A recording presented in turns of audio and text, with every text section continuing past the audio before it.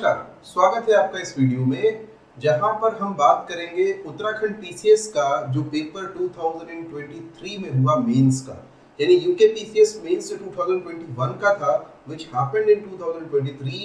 We will talk and we will try to analyze the paper और हम specific उसके questions की भी बात करेंगे। हम उसकी ब्रॉड बेस एनालिसिस तो करेंगे ही, उसके क्वेश्चंस की भी बात करेंगे कि एक एक करके किस तरीके से आप उन क्वेश्चंस को सॉल्व कर सकते थे। But before that some basic points, some key points, fundamental points about this paper.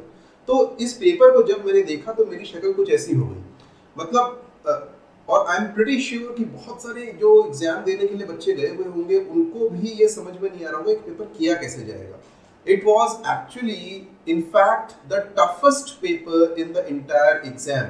अगर हम बात करें पूरे एग्जाम में सबसे टफ पेपर 7 में से ये वाला था, ठीक है, इसमें कोई डाउट होना नहीं चाहिए। The reason is many questions were actually out of syllabus, जो एक्चुअली पॉलिटी में पूछ नहीं सकते थे वो चीजें भी, उत्तराखंड के कल्चर से रिलेटेड चीजें आपने यहाँ पे पूछ ली। फॉर एग्जाम्पल आपने इकोनॉमिक्स का, ऑल्दो इकोनॉमिक्स और पॉलिटी के पेपर में ऑलवेज बिवेयर, और ये मैं क्लास में भी लगातार कहता रहा कि पॉलिटी के पेपर में इकोनॉमी का और इकोनॉमी के पेपर में पॉलिटी का पेपर आता रहा है। ये क्वेश्चंस यहाँ ही नहीं यूपीएससी में भी आपको देखने के लिए मिलेंगे, but still for many students this was unsettling कि हमको इकोनॉमिक्स का मुद्रा स्कीम यहाँ पे कैसे दिख गया, ठीक है, ये इकोनॉमिक्स के क्वेश्चंस यहाँ पे किस तरीके से दिखाई दिए।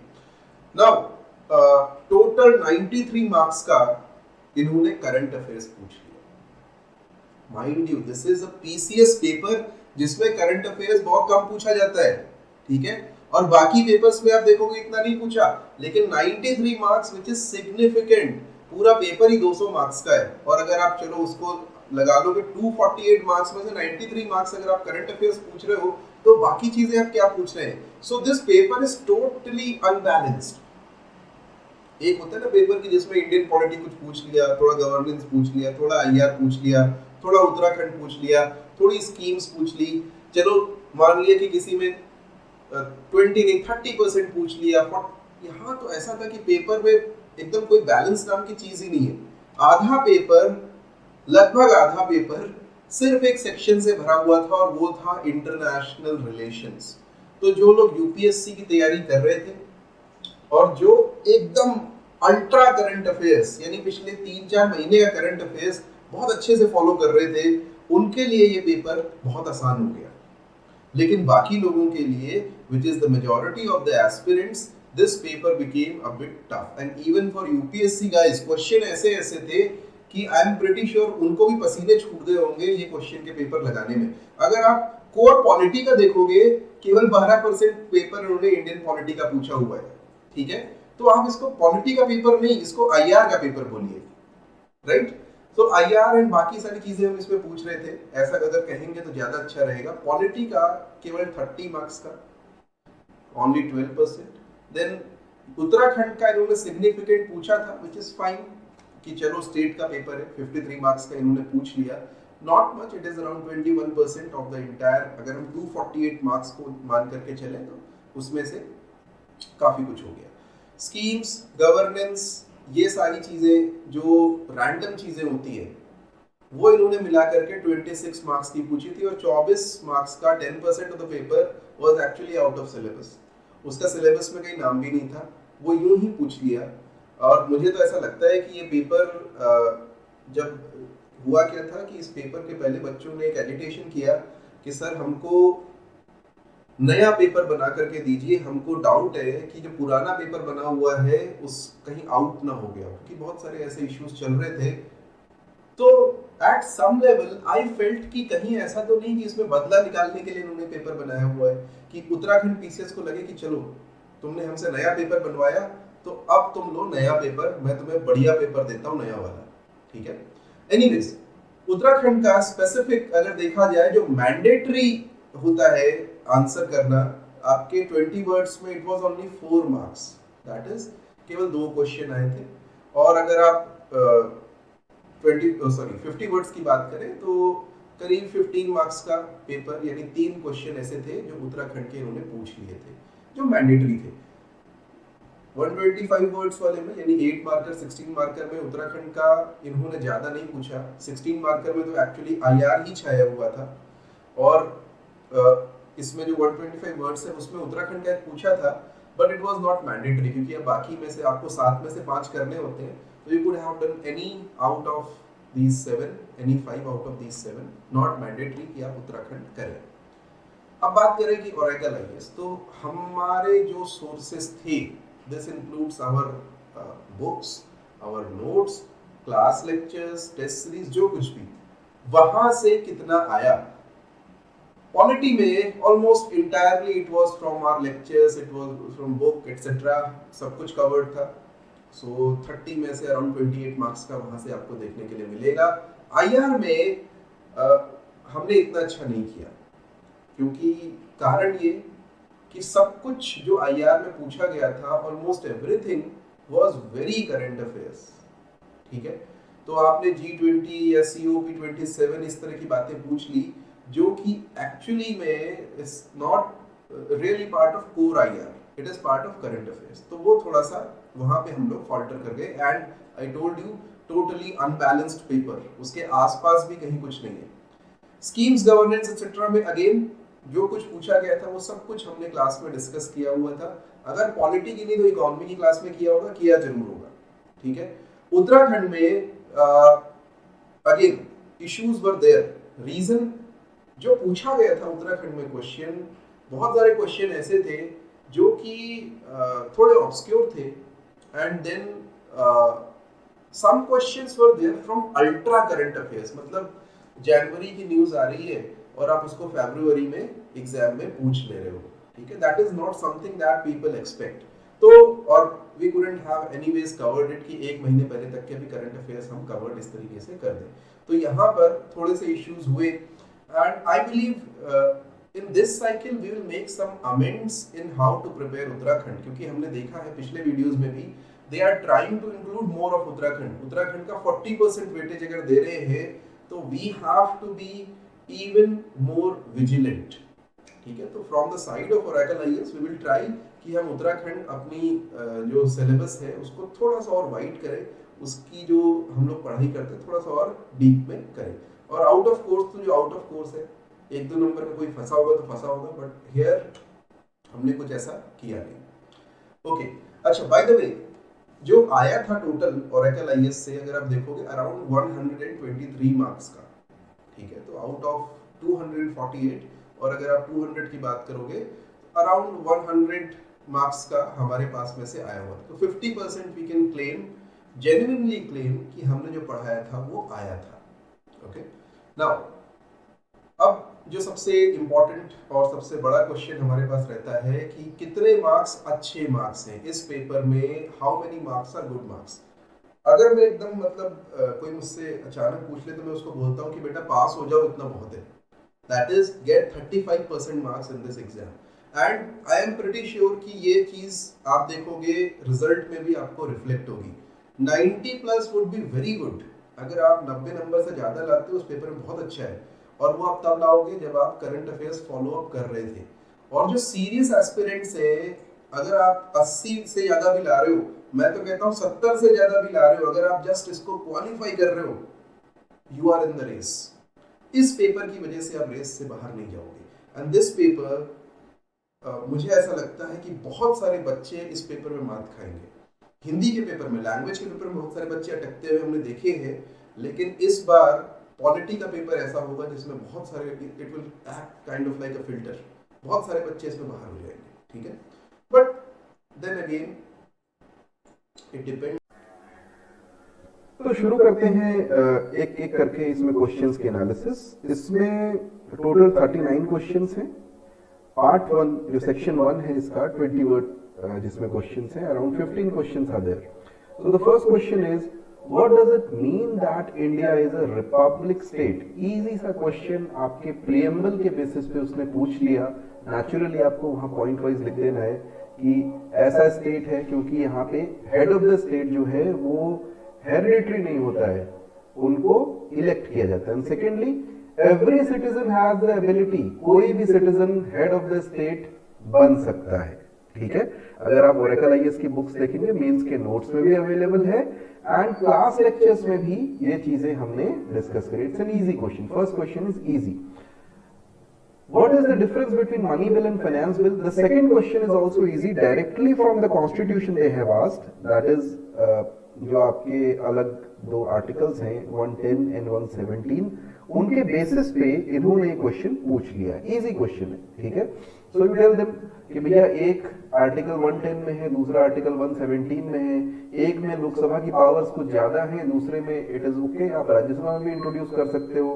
Then one of them only the president की प्रायर परमिशन से, स्पीकर की परमिशन से आप उसको इंट्रोड्यूस कर सकते हो। The second one, it doesn't matter, right. So daily answer writing classes में हमने डिस्कस किया है, क्लास लेक्चर्स में डिस्कस है, it's an easy question.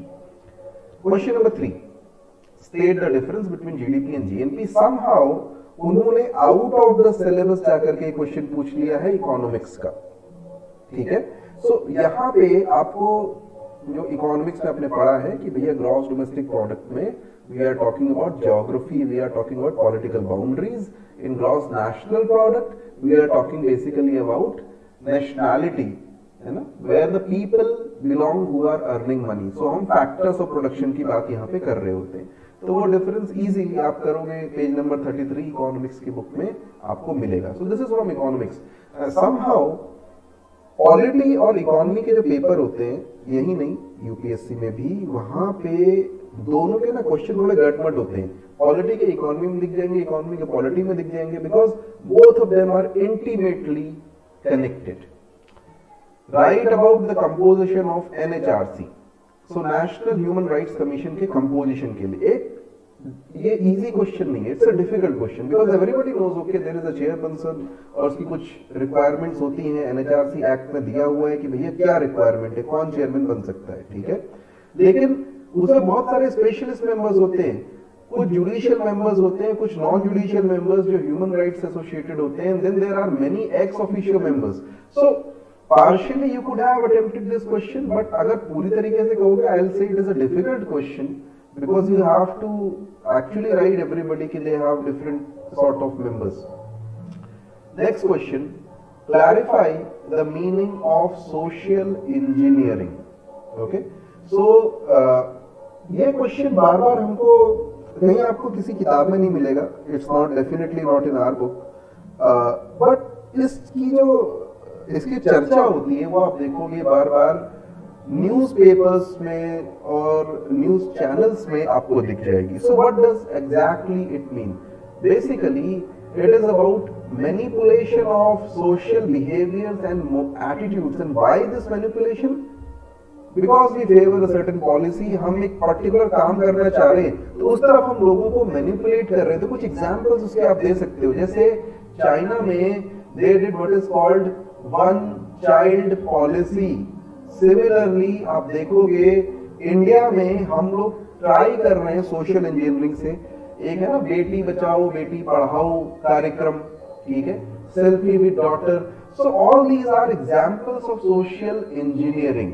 Okay, this is an important part of policy. It's a difficult question. 5 folk dances easy है, आपको खाली नाम लिख देने हैं भैया कौन कौन से डांसेस हैं, वो लिख दिया, खत्म हो गया। आपको जो वैल्यू एडिशन बुक है उसमें कल्चर वाले पोर्शन में ये डांसेस के नाम और इनके बारे में मिल जाएगा। देन एक क्वेश्चन उन्होंने थोड़ा सा डिफिकल्ट पूछा, related to environment, what is the significance of Basel convention of 1989। अब इतना भी डिफिकल्ट नहीं है, मतलब जिन्होंने एनवायरनमेंट पढ़ा हुआ होता है उनको तो पता ही है। तो बेसिकली 1989 में कन्वेंशन साइन हुआ था, this is about hazardous waste. अभी भी और तब से ही होता क्या है कि जो डेवलप्ड कंट्रीज हैं they send their hazardous waste to store it into developing countries, ठीक है। जैसे बहुत सारा वेस्ट इंडिया में आता है, अफ्रीकन कंट्रीज में आता है, तो ट्रांस बाउंड्री मूवमेंट को रेगुलेट करने के लिए बेसल कन्वेंशन साइन हुआ। इन्होंने बोला कि हम क्लीनर टेक्नोलॉजी भी अडॉप्ट करेंगे, उसके लेजिस्लेशन भी लेकर के आएंगे, काफी सारी चीजें इसमें बात की गई। We didn't have any source for this. This is a difficult question, but environment में you can study this question. Next, right the essential features of a smart city. अब ये इजी क्वेश्चन है जिसने, क्योंकि क्लास में हमने discuss किया था एंड जिसने ये थोड़ा बहुत भी पढ़ा है, you can do that, that smart city has certain essential features. For example it is liveable. तो लिवेबिलिटी का क्या मतलब होता है, आपको थोड़े से उसमें एग्जांपल दे देने हैं कि उसमें ट्रांसपोर्ट किस तरीके से होता होगा, ठीक है। फॉर एग्जांपल उसमें यूटिलिटीज किस तरीके से अवेलेबिलिटी होंगी, sustainable, okay, and it should have a thriving economy, and mostly because we are into a digital age, so digital infrastructure उसका बहुत अच्छा होना चाहिए, ठीक है। आजकल इकोनॉमी उस पर ही डिपेंडेंट होती है। तो ये सारी चीजें आप लिख दोगे, it is part of smart city. Green politics, एक और difficult question. Frankly speaking, polity was probably the most difficult paper in this entire exam, ठीक है। इन्होंने बहुत सारे क्वेश्चन ऐसे पूछे थे जो आउट ऑफ सिलेबस थे, और बहुत सारे क्वेश्चन ऐसे थे जो कि आउट ऑफ सिलेबस नहीं भी थे, तो बेस्ड ऑन करंट अफेयर्स। और करंट अफेयर्स में जाना it was basically unexpected for students, क्योंकि जनरली पीसीएस एग्जाम्स में करंट अफेयर्स इतना नहीं पूछते हैं। अभी हम देखेंगे, right now we are in 2 markers, but 16 markers में we will see much more issues than this, okay, ज्यादा issues थे। Now, ग्रीन पॉलिटिक्स में होता क्या है, बेसिकली ग्रीन नाम से आप समझ गए होंगे, तो यहाँ आप तुक्का लगा सकते थे। Although difficult question, but you could probably bluff around, और आपको 2 में से 1 नंबर का तो आप काम कर ही देते कि इन्वायरमेंटलिज्म और सस्टेनेबिलिटी पे काम करता है, grass roots democracy, participatory decision making. अगर आप चाहें तो यूएस और यूरोप में बहुत सारी ग्रीन पार्टीज हैं, उनका नाम ही है ग्रीन पार्टी, ठीक है। दीज आर पॉलिटिकल पार्टीज, तो आप उनका नाम लिख सकते हैं यहाँ पे, ठीक है, कि green parties in US and Europe are an example of these type of politics. Question number 10, who are 1 Gujjars in Uttarakhand, ठीक है। It's an easy question if you have been reading papers, Uttarakhand के लोकल पेपर्स, बट क्योंकि बहुत सारे लोग नहीं पढ़ते, तो we have classified it as a moderate question. So it is a community that practices transhumance, आधे टाइम रहती है, आधे टाइम घूमती रहती है, और आपको ये मिलेगा कहाँ पे, इनका हैबिटेट आपने मेंशन कर देना है कि जो तराई के रीजन में या Rajaji national park for example, यहाँ पे इनके हैबिटेट है, इनके कुछ इश्यूज हैं, इनका लाइवलीहुड क्या है, वो लिख दो, खत्म, ठीक है। It's not difficult, it's moderate. Next question at least was easy, directly from the constitution. Reasonable restrictions imposed on freedom of speech and expression under the Indian Constitution। तो आर्टिकल 19(2) में जो भी रीजनेबल restrictions हैं वो आपने यहाँ mention कर देने हैं। दैट मतलब पब्लिक मोरालिटी भी होगा उसमें, इंटरनेशनल इश्यूज भी होंगे, सब कुछ है, ठीक है। तो 5-6 रीजनेबल restrictions हैं, आपने यहाँ पे मेंशन कर देने हैं। मेंस के नोट्स में देखोगे पेज नंबर 29 पे, और क्लास लेक्चर में भी हमने इसको डिस्कस किया। It's an easy question. Question number 12. Point out the key recommendations of Second Administrative Reform Commission report. So second SRC, ARC, sorry, हमने मेंस के नोट्स में दे रखी है, पेज 153 पे, पेज 187 पे। It is basically Veerappa Moily की प्रेसिडेंटशिप में एक उन्होंने कमेटी बनाई थी रिव्यू करने के लिए। अगर आपको उसकी रिपोर्ट के नाम भी पता है ना, तो भी आप ये क्वेश्चन कर सकते हो कि वही सारी हैं कि भैया right to information, for example यहाँ लिखा नहीं है मैंने राइट टू इंफॉर्मेशन, ठीक है। यहाँ डिसेंट्रलाइजेशन लिखा हुआ है, e governance and good governance, public service delivery, justice system, financial management, ऐसे 12, 13, 15 रिपोर्ट थे उनके खाली नाम भी लिख दोगे तो, और सबके नहीं लिखने, 4-5 के भी लिख दोगे तो भी बहुत है कि ये इसकी की रिकमेंडेशन है। क्योंकि मतलब की रिकमेंडेशन अगर लिखने जाओगे तो सेकंड एआरसी की this question can be asked even in 16 marker, और उसमें भी शायद पूरा ना हो पाए। It is a big question. What are called the blue helmets in UN? So UN की जो पीस कीपिंग फोर्सेज होती हैं उसको ब्लू हेलमेट के नाम से भी जाना जाता है। ब्लू कलर का हेलमेट वो लोग पहनते हैं, और ये अगर आपको आता था तो आता था, और नहीं आता था तो नहीं आता था, ना हमारे सोर्स में था, and usually you won't see this in most of the books. Next question is name the main functions performed by gram panchayat. Easy question है, ठीक है। तो उसकी प्लानिंग कि भाई इकोनॉमिक प्लानिंग भी करती है वो, वो डेवलपमेंटल स्कीम्स को इम्प्लीमेंट भी करती है, वो बेसिक सर्विसेज एम्यूनिटीज भी देती है, वो टैक्स भी कलेक्ट कर सकती है, जनरली करती नहीं है but it can do. So mains के नोट्स में पेज 254 पे एंड क्लासरूम लेक्चर्स में भी हमने इसको डिस्कस किया हुआ है, लेक्चर नंबर 29 पे। It is an easy question. Next question, question number 15, पानी राखो movement in Uttarakhand. Now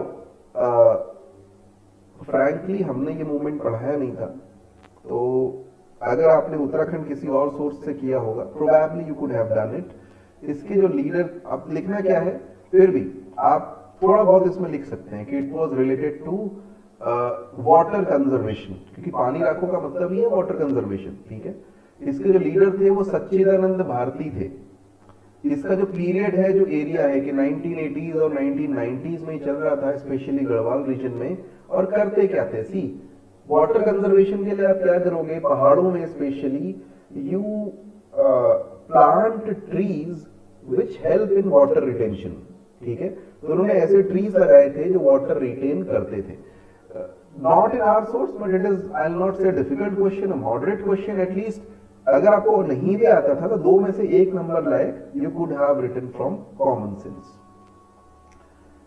now come to section number 2, which is basically 50 work questions. What is meant by judicial review? How is it different from judicial activism? मतलब इतना बड़ा question है कि शायद आप इसको 8 मार्कर या 16 मार्कर में भी कर सकते हो, लेकिन आपने 50 वर्ड्स में ही पूछ लिया। तो आप सिंपली डिफाइन कर दो कि भैया हमारे आर्टिकल 13 में जुडिशियल रिव्यू दिया हुआ है कि कोई भी लेजिस्लेचर का जो एक्शन होता है वो आप ले जा सकते हो, एंड इवन गवर्नमेंट का जो एक्शन हो सकता है वो आप ले जा सकते हो, and you can challenge it in front of the supreme court. So article 13 में इसको दे रखा है। और इस किस तरीके से ऑपरेट होता है, आर्टिकल 32 के थ्रू, यानी जो हमने कॉन्स्टिट्यूशन में रेमेडीज के लिए दिया हुआ है आर्टिकल, अलग अलग उसमें आप रेट्स लगा सकते हैं, उसके थ्रू आप इसको एक्टिवेट कर सकते हो। How is it different than judicial activism? तो आप जुडिशियल एक्टिविज्म बता दो कि भैया this is something else, this is innovative, ये कॉन्स्टिट्यूशन में नहीं था, ये अलग से निकाला गया है, ठीक है। इसका हमने इंटरप्रिटेशन करके निकाला है। आप चाहें तो उनके नाम लिख सकते हो कि भैया एन जस्टिस ने निकाला था, तो PN Bhagwati, justice PN Bhagwati, उनका नाम आप यहाँ पे लिख सकते हो। और इसके टूल्स होते हैं बेसिकली पीआईएल, यानी पब्लिक इंटरेस्ट लिटिगेशन। तो मेंस के नोट्स में भी है, डेली आंसर राइटिंग क्लास में भी है, टेस्ट सीरीज में भी है, क्लासरूम लेक्चर में भी। पका हुआ थका हुआ क्वेश्चन हमने हर जगह डिस्कस किया हुआ है। Question number 17, discuss the obligation of National Commission for Protection of Child Rights in India. Is it effective? So again आपको बताना है कि ये NCPCR it's a statutory body, इसकी क्या ड्यूटीज हैं वो आप बता दो, वही ऑब्लिगेशन हो गया, ठीक है। सो ड्यूटीज में और पावर्स में आप देखोगे बहुत अंतर नहीं होता है कि इसकी एक एडवाइजरी ड्यूटी भी होती है, एडवाइज भी कर सकता है गवर्नमेंट को, अवेयरनेस के लिए भी काम करता है। बट इसकी जो मेन ड्यूटीज है, कोई कंप्लेंट आती है इसके पास में तो वो उसको निराकरण कर सकता है। Suo motu also it can take any such action. So बहुत सारी चीजें हैं जो ये कर सकता है, वो आप वहां पे लिख सकते हो। It is easily, you will easily find this in daily answer writing class also. Classroom lecture में भी हमने इसको डिस्कस किया हुआ है। Is it effective? Now of course, कुछ चीजों में इफेक्टिव है, कुछ चीजों में नहीं है। फॉर एग्जाम्पल चाइल्ड लेबर में probably not so effective, but in case of POCSO issues उसमें ये इफेक्टिव रहा है। ओके, सो ऐसे कुछ चीजें आप यहाँ पे लिख सकते हैं। आईआर से क्वेश्चन है, बहुत ही इजी क्वेश्चन जो कि अक्सर लोग डिस्कस करते हैं। What is 9 line? Why is it a bone of contention? तो चाइना ने अपने मैप पे एक लाइन बना रखी है, तो वो आपको बता देनी है कि उसमें 9 डैश लगे हुए हैं। बेसिकली जो साउथ चाइना सी है वहां पर इसका लोकेशन है, ठीक है। अब इश्यूज क्यों है? Why is it a bone of contention? Because other countries which are part of South China Sea, they say it encroaches upon their territory. It is not Chinese territory, it is their territory, but China encroaches upon it. So उसमें countries involved हैं, उनके नाम आप लिख लीजिए, more or less you would be okay. Question number 19, throw light on key issues of Uttarakhand State Focus Paper 2023-24. name the priority sector it seeks to strengthen. It is not a difficult question, it is a very difficult question. ठीक है, उत्तराखंड के current affairs से पूछ लिया, मतलब जनवरी में एक आपका उत्तराखंड स्टेट फोकस पेपर 2023-24 आया था जो नाबार्ड ने रिलीज किया था, और उस पे भी सिर्फ कुछ मतलब न्यूज़पेपर में आया था कि भैया agriculture, horticulture, small medium size industries पे फोकस करेगा, इतने 1000 करोड़ रुपए देगा, यही उसमें था। तो उन्होंने उस पे क्वेश्चन पूछ दिया। It's very difficult, okay, it's not in any source, and जिसने किया है उनको सल्यूट है भैया।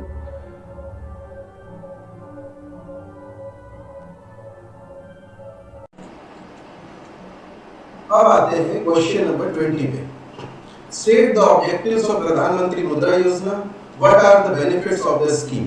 तो इसमें एक्चुअली मैंने पॉलिटी में तो नहीं, but we have taught this in our economy class, और इकोनॉमी में हमने ये बताया था कि जब भी कोई ऐसी स्कीम आए तो आपको यही 4-5 चीजें लिखनी है। कौन सी मिनिस्ट्री से है, कब स्टार्ट हुआ, और उसके ऑब्जेक्टिव्स क्या है, उसके बेनिफिट्स क्या है। तो यहाँ ऑब्जेक्टिव्स ही पूछा है, तो ऑब्जेक्टिव्स पे आप फोकस करोगे, बट एक लाइन लिख देना XYZ मिनिस्ट्री, और 2015 में इसको शुरू किया गया था। मुद्रा का फुल फॉर्म लिखना चाहो तो लिख सकते हो। ऑब्जेक्टिव्स जो भी होगा कि भाई स्मॉल माइक्रो लोन्स आपको देने हैं 10 लाख तक के, किसको देने हैं, कौन बेनिफिशियरी है, ठीक है, इस तरह की चीजें आप इसको लिखोगे। It's an easy question.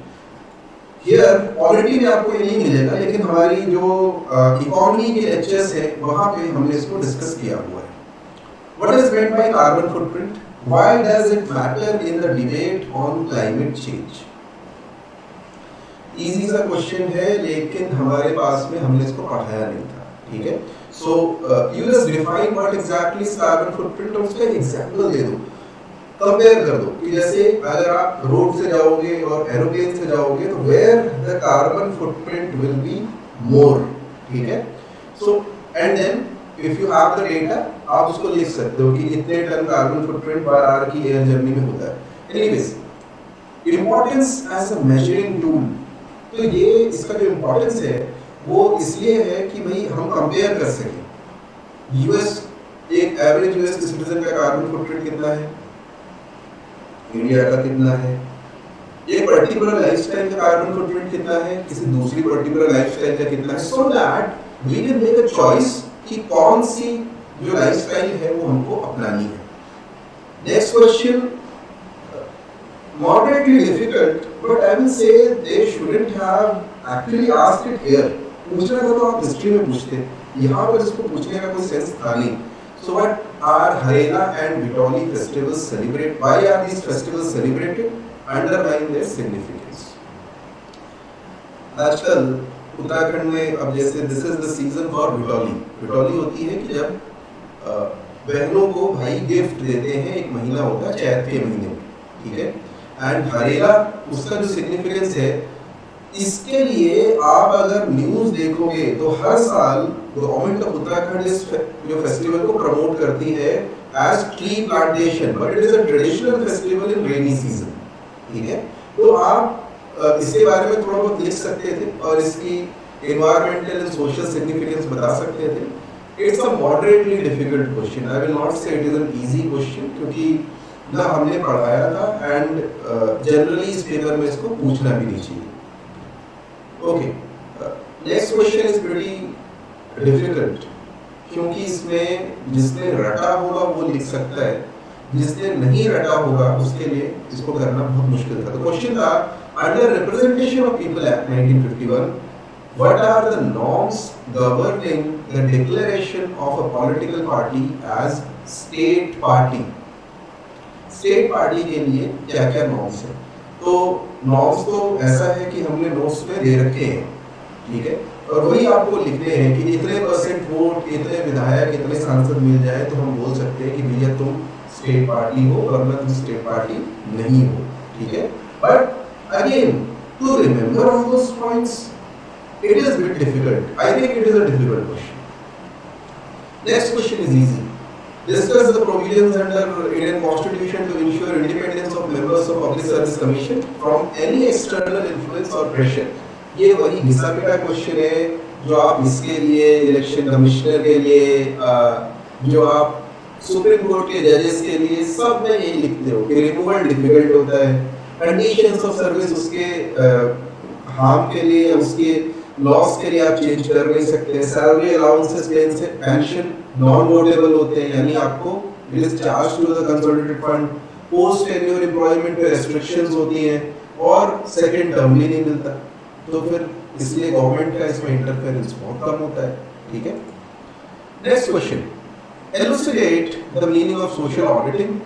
This part portion of this question could be done कि आप social auditing define कर सकते हैं. In this respect, mention the duties of UK Social Audit Accountability and Transparency Agency. देखने में क्वेश्चन डिफिकल्ट लगेगा, I have also classified it as difficult. लेकिन अगर आपने थोड़ा बहुत भी पढ़ा हुआ है सोशल ऑडिट, यू नो, तो आप इस क्वेश्चन को कर सकते हैं. It is a doable question. Okay, so social audit is basically when people of a particular locality, NGO वगैरह जाकर के देखते हैं कि भैया ठीक से काम हो रहा है कि नहीं हो रहा है, राइट. कोई भी जो स्कीम चल रही है, whether it is working as desired, as intended और नॉट. अब उसको देखने के लिए हमने एक एजेंसी बना दी उत्तराखंड में, यूसाटा नाम की, ठीक है. तो किन किन स्कीम्स में होता है हमको पता होता है कि मनरेगा में सोशल ऑडिटिंग होती है फॉर एग्जांपल, ठीक है. तो मनरेगा में देखता होगा, उसी तरीके से बाकी जिन जिन स्कीम्स में सोशल ऑडिटिंग का प्रोविजन दिया हुआ है वहां पे ये जाकर के देखती है, ठीक है. तो इस तरीके से आप देख सकते थे. The answer is also like that. Okay, next 8 marker is an easy question. Objectives of प्रवासी भारतीय दिवस. What incentives have been offered by Government of India to attract the प्रवासीज to India? Okay. आप प्रवासी भारतीय दिवस क्यों मनाते हैं? ऑब्जेक्टिव कि भाई लोगों को एक प्लेटफॉर्म दे दो, नेटवर्किंग हो उनमें, इंडिया और जो एनआरआईज के टाइज हैं, these should strengthen. वो लोग आए प्रोबेबली यहाँ पे अपना इन्वेस्टमेंट वगैरह करें. All those reasons we celebrate this particular day. What are the incentives that are given? Again, it is not a difficult question. We already know mains के notes पे आप देखोगे पेज 465 पे दिया हुआ है. आप उनको प्रवासी भारतीय सम्मान दे देते हो, आपने उनको देश देखो योजना दे रखी है, आपने उनको बोल रखा है कि भाई हम आपको OCI कार्ड दे देंगे. PIO OCI पहले अलग अलग होते थे, now they have merged. So you basically give them a long term visa कि जब चाहो इंडिया में आओ, घूमो फिरो, कोई इशू नहीं है. You can even get a property वगैरह भी आप यहाँ पे बाई कर सकते हो. सो इस तरीके के अलग अलग हमने उनको दे रखे हैं. इवन एजुकेशन में you have given some NRI quota कि वो बाहर से NRI PIO जो आते हैं यहाँ पे आकर के उनके बच्चे पढ़ सकते हैं. The fees might be a bit higher but उनको मिल जाएगा. Question number 27. How the Rohingya crisis has strained Indo-Bangladesh relations? सीधी सी बात है, रोहिंग्या के बारे में बता दो, क्योंकि 8 नंबर का क्वेश्चन है. पहले तो बताओगे कि भैया रोहिंग्या होते हैं कौन से एरिया में, रखाइन प्रोविंस में, म्यांमार में, इंडो बांग्लादेश बॉर्डर एक्सेट्रा, सब कुछ आपने बता दिया. उसके बाद से कि हमारी कोई रिफ्यूजी पॉलिसी नहीं. The reasons for straining ties is हमारे पास ना रिफ्यूजी पॉलिसी है, ना हमने यूएन कन्वेंशन साइन किया है. इसलिए जो भी ऐसे आता है उसको हम इलीगल इमिग्रेंट बोलते हैं, रिफ्यूजी नहीं बोलते. रिफ्यूजी वो है जो हमसे परमिशन लेकर के आते हैं, और जिनको हम परमिशन नहीं देते उनको हम बोलते हैं illegal immigrant. Another reason, and this is one of the reasons कि बांग्लादेश के साथ हमारे टाइज स्ट्रेंड है, क्योंकि उस एरिया में बांग्लादेश भी पड़ता है. So Indo Myanmar and Bangladesh border की ट्रांजैक्शन की ये सारे इश्यूज हैं. देन सीए हमने लागू कर दिया, लागू तो नहीं किया बट एटलीस्ट पास कर दिया. तो हमने उसमें भी लोगों को परेशानी हुई कि भैया किस तरीके से ये लोग रहेंगे. देन इश्यू क्या है, बांग्लादेश को क्या फर्क पड़ता है, हमने सीए पास कर दिया या हम किसी रिफ्यूजी को नहीं दे रहे. एक्चुअली में इसकी वजह से बांग्लादेश में रिफ्यूजीज ज्यादा जा रहे हैं. जो रिफ्यूजी इंडिया में आते हैं, now they are going to Bangladesh and that is leading to strain in ties. Okay, तो पूरी तरीके से हमने कवर किया हुआ है. लेक्चर नंबर 9 में आप देखोगे इंडो बांग्लादेश relations में we have covered this. Examine the role of Uttarakhand government in promoting women empowerment and child development. Justify your answer with recent initiatives by the government. Okay. So again, this question you will find only at one place, इसका जो answer है and that is economic survey. और पिछले कुछ समय से economic survey केवल हम लोग पढ़ा रहे हैं, मतलब 3-4 साल से इकोनॉमिक सर्वे कहीं मिलेगा नहीं। एक तो हिंदी में आता है, तो इंग्लिश मीडियम में every year I translate it and give it to you, ठीक है। तो इस बार हमने दिया था अपनी जो वैल्यू एडिशन बुक है उसमें वो इकोनॉमिक सर्वे था, पेज नंबर 155 से 157 अगर आप देखोगे वहां पर आपको ये क्वेश्चन दिखेगा women empowerment and child development से रिलेटेड। तो उसमें सारे इनिशिएटिव गवर्नमेंट के दे रखे हैं।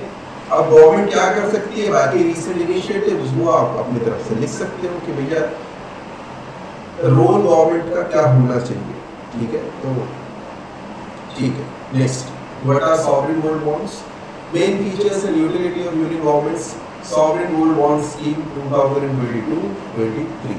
इट्स अ फाइनेंशियल इंस्ट्रूमेंट, कौन इश्यू करता है, इसके मेन फीचर्स क्या हैं और इसकी यूटिलिटी क्या है।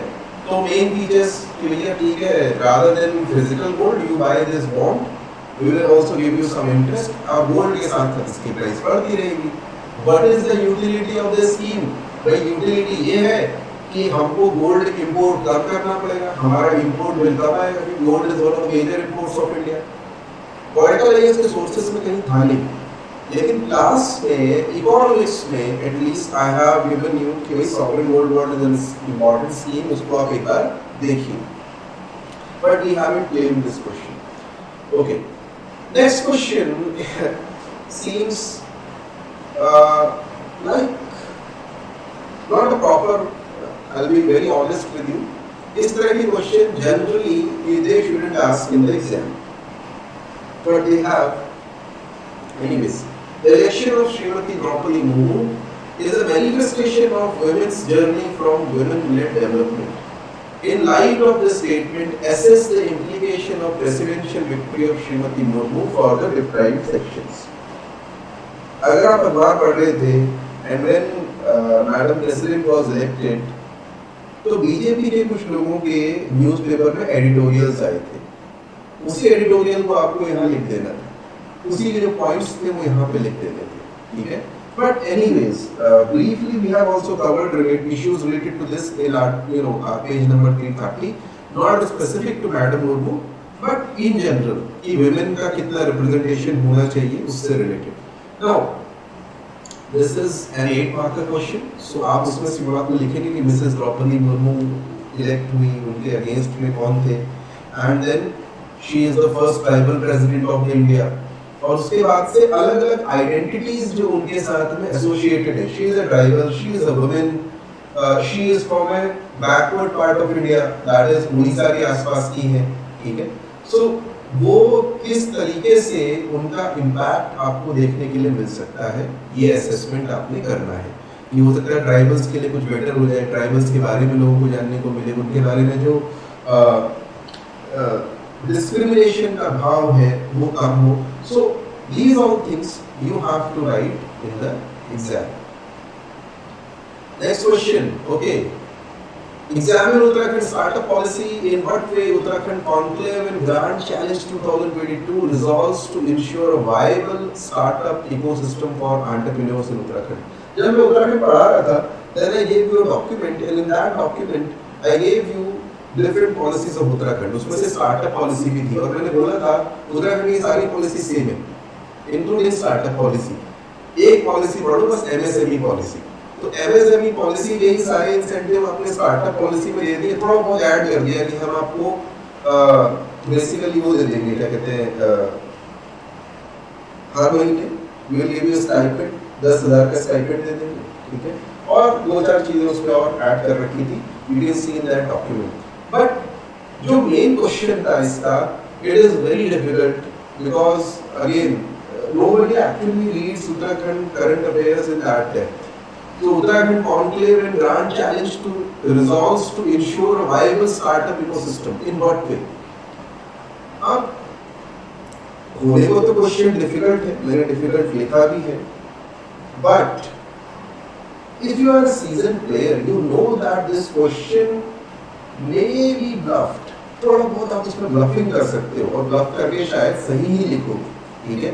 So पॉलिसी के फीचर्स आपने लिख दिए, इश्यूज एंड चैलेंजेस मैंने बताया भी था जब हम डिस्कस कर रहे थे कि आज तक इसमें बहुत ही कम स्टार्टअप्स को रिकॉग्नाइज किया है। अगर स्टार्टअप इंडिया की बात करूं, more than 2000 are recognised in Uttarakhand startup policy में आपने 150 भी रिकॉग्नाइज नहीं किया, not even 150।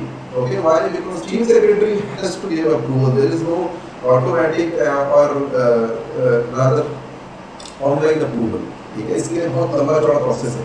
So in what way it happens, this conclave and grant challenge is going to help.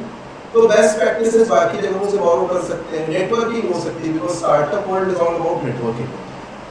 You know people, so you know whom to hire, whom to approach for funding, so on and so forth। Recognition जो होती है startups को, कुछ startups को मिलती है, और discussions होते हैं अलग अलग चीज़ों पे।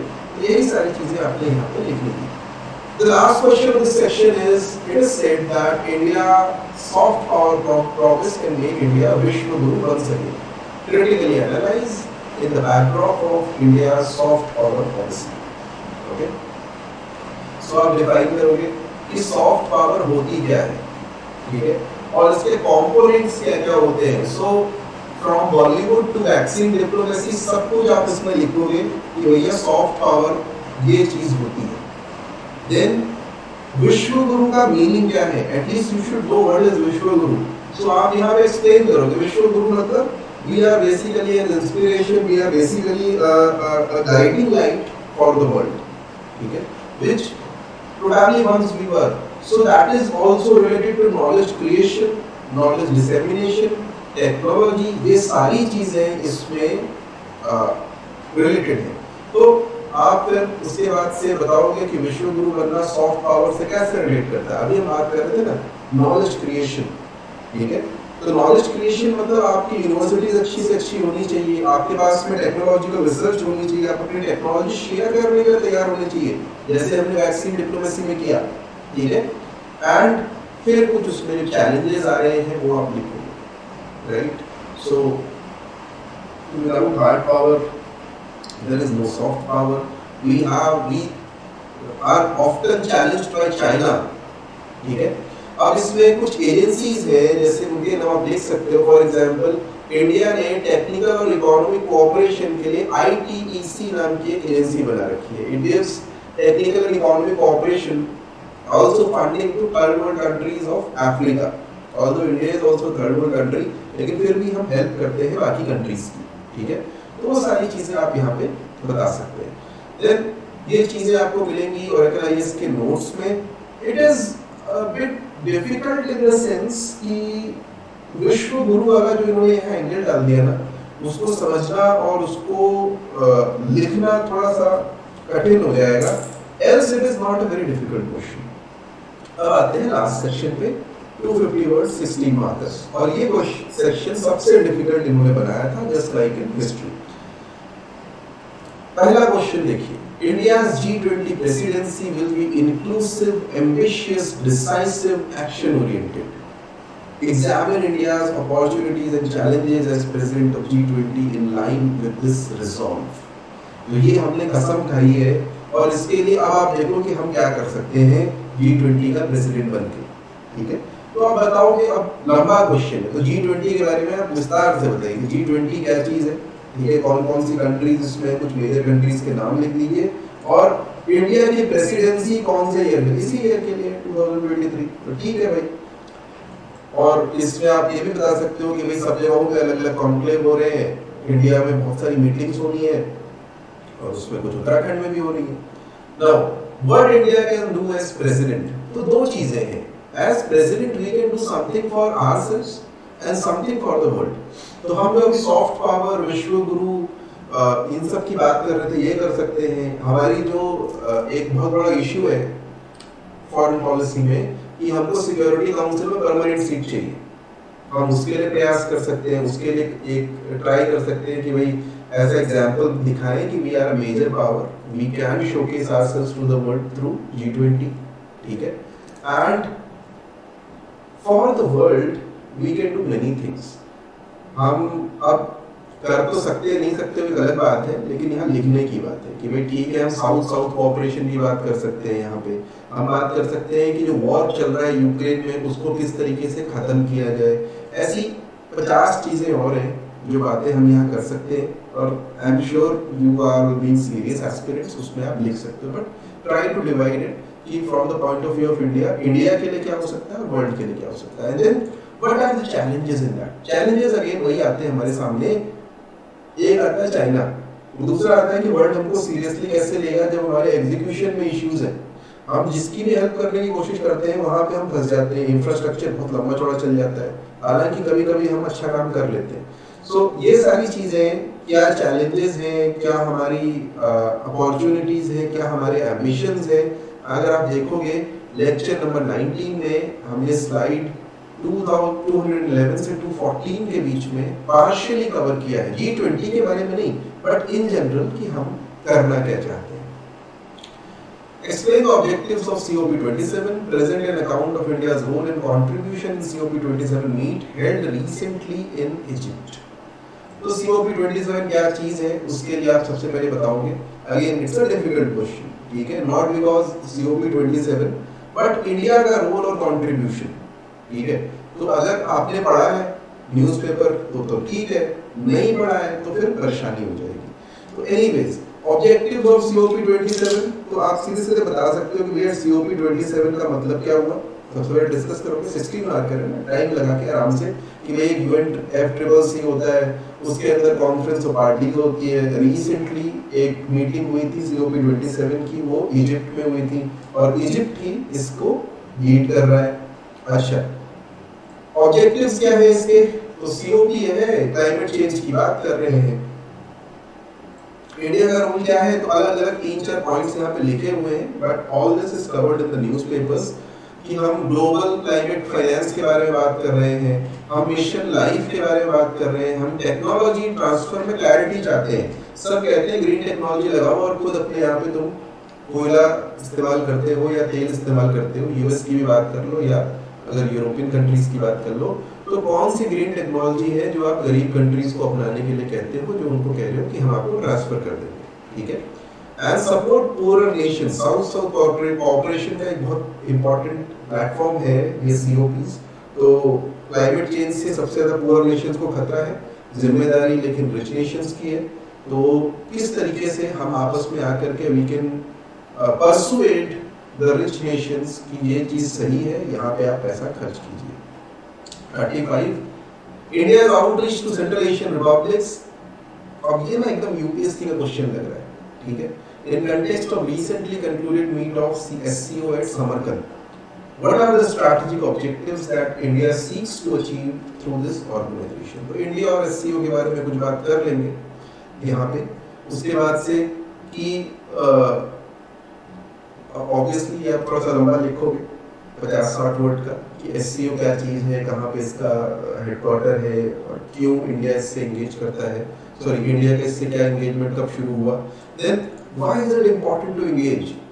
तो कुछ रीजंस हैं जो हमारे स्ट्रैटेजिक ऑब्जेक्टिव्स हैं। जैसे हम सेंट्रल एशिया को कनेक्ट करना चाहते हैं, आपने पढ़ा होगा international north south corridor. Then हम एक्सटेंडेड नेबरहुड की बात करते हैं, ठीक है। तो एक्सटेंडेड नेबरहुड में हमारे सेंट्रल एशिया भी आता है। इट्स जस्ट जो बाकी एरिया है SCO का जो प्रभाव क्षेत्र है वो पूरा सेंट्रल एशिया वेस्ट एशिया में आ रहा है। Then external extremist activities in the Afghanistan and Pakistan region, जो सबके लिए सरदर्द है। अब तालिबान अफगानिस्तान में आ चुका है, तो वहां पर वो क्या करेगा क्या नहीं करेगा, सब लोग परेशान है। And then balance the influence of the west especially USA in this area. तो ये सारा काम हम लोग SCO के अंडर में कर रहे हैं, इसको आपने थोड़ा फैला फैला के लिखना है। इंटरनेशनल ऑर्गेनाइजेशंस के जो लेक्चर हुए थे उसमें हमने इसको डिस्क्राइब किया हुआ है। Now, India's strategic vision about Indo-African relations, what are the challenges and that India needs to overcome.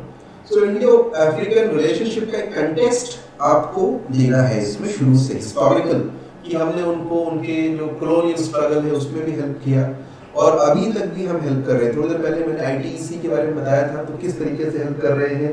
कुछ कंट्रीज के आप नाम और वहाँ पे बता सकते हो कि भाई हम पीस कीपिंग फोर्स भी वहाँ पे भेजते हैं, तो हर तरीके से हम ट्राई करते हैं हेल्प करने का।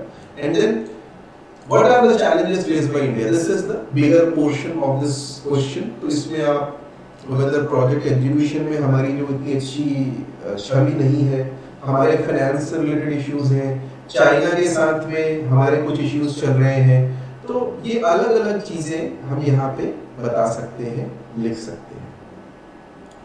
It's a difficult question, again सारे ही क्वेश्चन लगभग इसमें डिफिकल्ट है। India's role as president of UNSC during December 2022, बताओ ये क्वेश्चन भी पूछ लिया गया, सिर्फ इसलिए पूछा गया क्योंकि ये न्यूज में उस समय पे बहुत था और इसको गवर्नमेंट ऑफ इंडिया ने बहुत प्रमोट किया था कि हम ऐसा कर रहे हैं, बहुत महान काम हमने किया है। सो to what extent India was successful in winning the confidence of UN member states? तो UNSC और उसमें इंडिया का स्टेटस क्या है? कुछ भी नहीं, हम नॉन परमानेंट मेंबर थे, परमानेंट मेंबर नहीं है, ट्राई कर रहे हैं जाने का। UNSC का रोल क्या है, उसमें कुछ रिसेंट क्रिटिसिज्म, और इंडिया की प्रेसिडेंसी में हमने मेन क्या क्या काम किए, क्या क्या एक्टिविटीज करी, वो आप बता सकते हो। It is a very difficult question, partially it is covered in our slides UNSC के बारे में, यूएनएससी में इंडिया का रोल, इंडिया की एक्टिविटीज के बारे में, बट एग्जैक्टली दिसंबर 2022 में क्या हुआ वो तो बहुत ही स्पेसिफिक क्वेश्चन हो गया। ठीक है, क्वेश्चन नंबर 38, देवभूमि शुड बी खेल भूमि, तो इसमें गवर्नमेंट ने क्या क्या किया है और आपको लगता है कि स्पोर्ट्स से कुछ फायदा होगा? तो तीन चीजें हैं, दो चीजें हैं। तो इम्पोर्टेंस ऑफ स्पोर्ट्स तो आपको बतानी ही पड़ेगी कि भैया ड्रग्स से दूर रखने के लिए, in general healthy lifestyle promote करने के लिए, प्रदेश और देश का नाम ऊंचा करने के लिए, हर चीज के लिए स्पोर्ट्स जरूरी है। एंड देन उत्तराखंड में स्पोर्ट्स का क्या कंडीशन है, मेन स्पोर्ट्स पर्सन कौन कौन है? तो रिसेंटली आप देखोगे वो हॉकी के कुछ स्पोर्ट्स पर्सन है, कुछ क्रिकेट के हैं, उनके नाम आपने लिख देने हैं, एक बैडमिंटन के हैं। And then initiatives of government कहाँ मिलेंगे? वैल्यू एडिशन की किताब उठाइए, पेज नंबर 163 पे आपको ये चीज मिलेगी, बाकी जगहों पे नहीं मिलेगी। ये यहाँ पे क्यों मिल रही है? क्योंकि again this is part of your economic survey. Economic survey से क्वेश्चन पूछा गया है, उत्तराखंड गवर्नमेंट किस तरह से स्पोर्ट्स को प्रमोट कर रही है, एंड देन उसका इम्पैक्ट हेल्थ पे, उसका इम्पैक्ट इकोनॉमी पे, ये सारी चीजें हम बता सकते हैं कि स्पोर्ट्स से इकोनॉमी और हेल्थ पे क्या इम्पैक्ट होगा। इकोनॉमी पे क्या इम्पैक्ट होगा? भाई कुछ टूरिज्म आ सकता है, हमने अगर यहाँ पे अच्छे अच्छे स्टेडियम्स वगैरह बना दिए। इसके अलावा क्या हो सकता है कि इन जनरल आप देखेंगे healthy lifestyle leads to better economy, better workers. ठीक है, खेल भूमि बन गई तो अच्छी बात है। लास्ट क्वेश्चन सस्टेनेबल, ये इजी क्वेश्चन था 16 मार्कर में से जो कर सकते हैं। Sustainable development contributes to sustainability of democracy, in which ways India has demonstrated its commitment to sustainable development to promote UN SDGs in recent years। अब sustainable development का मीनिंग समझा दो, ओरिजिन समझा दो, कहाँ से आया है, वही पुरानी ब्रंटलैंड रिपोर्ट, ये वो दुनिया भर की बातें। उसके बाद इंपॉर्टेंस फॉर डेमोक्रेसी, कि सस्टेनेबल डेवलपमेंट से अगर सस्टेनेबल डेवलपमेंट नहीं हुआ तो सबसे बड़ा असर पड़ता है गरीब लोगों पे।